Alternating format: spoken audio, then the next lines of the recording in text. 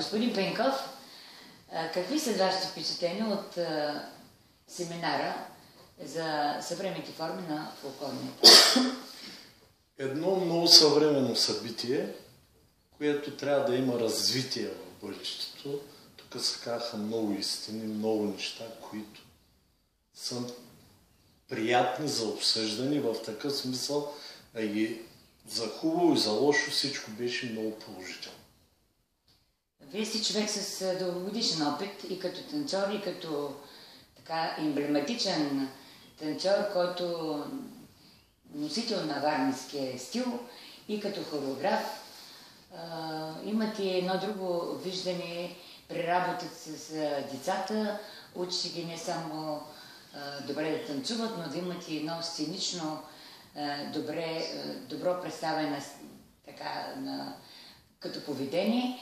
Какво мислите, какви препоръки или пък съвети бихте искали по-нататък т.е. в тези наречени семинари да продължат и какви препоръки ще отправите по-точно?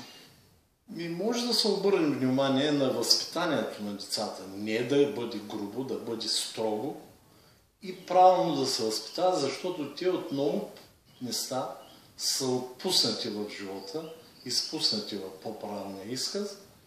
Трябва да се дебатира върху това положение, специално за децата. Като препоръки за по-нататъчна работа на нас, хореографите, примерно в посока на тези събития като семинари, като форми, на които все пак трябва да присъства и образователната страна, и като форма на общуване между нас, като хора, които занимават с това изкуство и са посветили на това изкуство.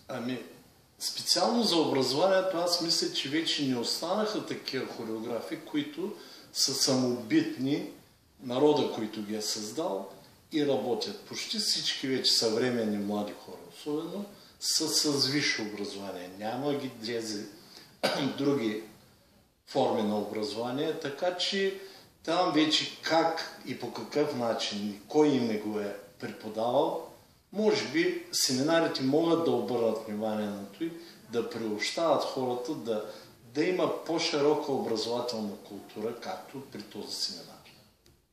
Много ви благодаря за хубавите думи.